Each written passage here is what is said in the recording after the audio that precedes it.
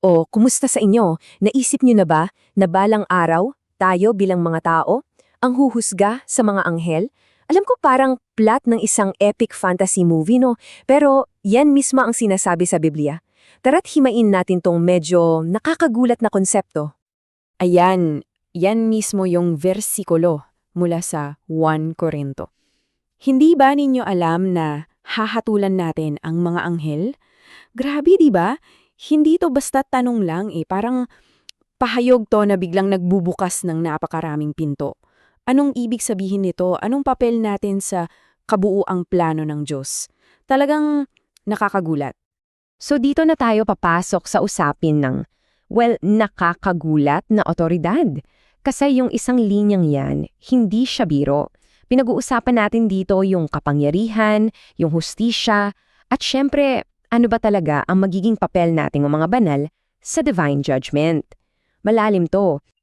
Okay, so heto yung tanong na milyong-milyon ng halaga.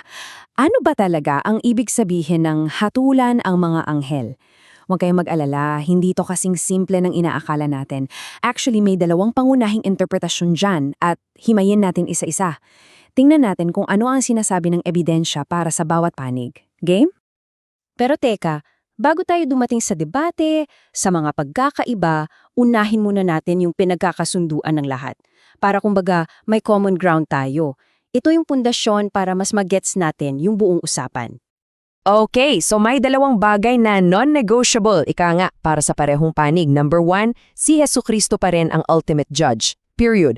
Walang makakapantay o makakabago sa hatol niya. At number 2, yung mga banal na sinasabi dito, hindi yang kahit sino lang. Sila yung mga martyr, yung mga saksing nagbuwis talaga ng buhay. Malinaw? Okay, ngayong established na yan, pasukin na natin yung dalawang magkaibang pananaw. Ayan, dito na ngayon naghihiwalay ang landas. Paano nga ba talaga huhusgahan ng mga banal ang mga anghel? Tingnan natin yung dalawang pangunahing teorya. So, heto yung dalawang view. Sa view 1, ang papel ng mga banal ay parang special forces. Tutulong sila kay Jesus sa final battle at pagkatapos nun, tapos na ang misyon. Sa view 2 naman, hindi lang sila sundalo, para din silang jury. Pagkatapos ng laban, meron pa silang gagawin sa loob ng 1,000 taon. Kaya yung tanong talaga, isang malaking laban lang ba o may kasunod pang mahabang paglilitis? Okay, usisayan na natin ngayon yung mga ebidensya. Paano ba nila sinusuportahan yung mga argumento nila gamit ang Biblia? Unahin natin yung view 1. Para sa mga naniniwala sa view 1, ang paghatol ay isang one-time, big-time event. Yung papel ng mga banal, sila ay kasama sa hukbo ng langit na tatalo kay Satanas. Pagkatapos siyang maitapon sa kalaliman, mission accomplished na. Tapos na ang kanilang judicial role. Ganun kasimple. At heto ang kanilang malakas na ebidensya mula sa aklat ng pahayag. Malinaw na sinasabi, may mga hukbo ng langit na sumusunod kay Jesus. Para sa mga nasa pananawan, sino pa ba yung hukbong yon kundi ang mga banal? Kaya para sa kanila, ang papel nila ay bilang sundalo sa huling digmaan na ito. Kaya sa madaling salita, para sa kanila, doon na nagtatapos yung usapan.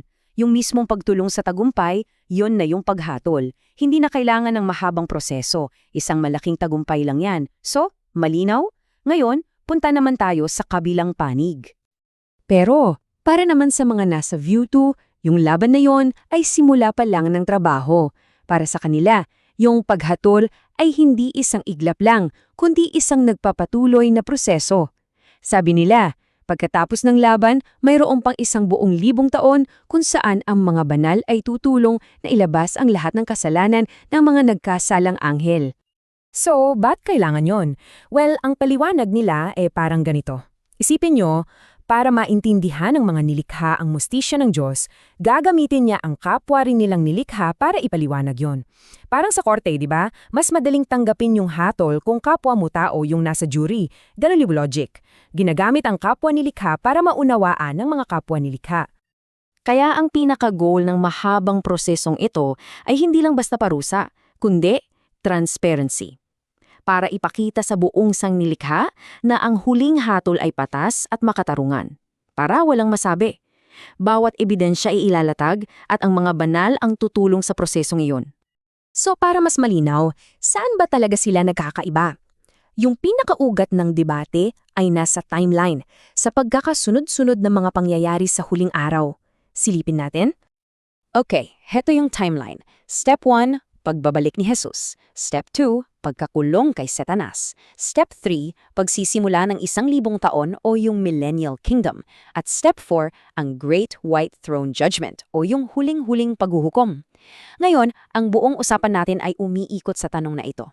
Kailan ba natatapos ang papel ng mga banal?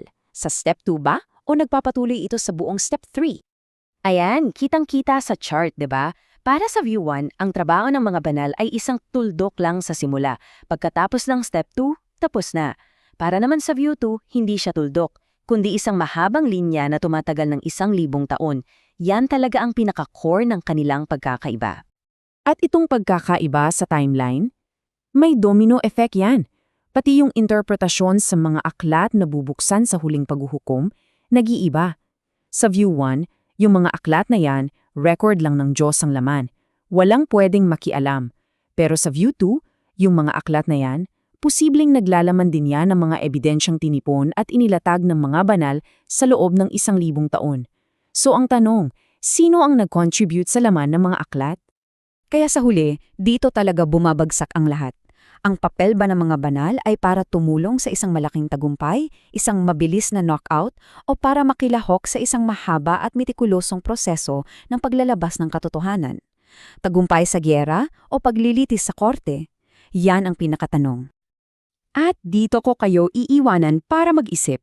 Ang paghatol ba na ito ay isang mabilis na sandali ng pananakop o isang buong milenyo ng paglilinaw?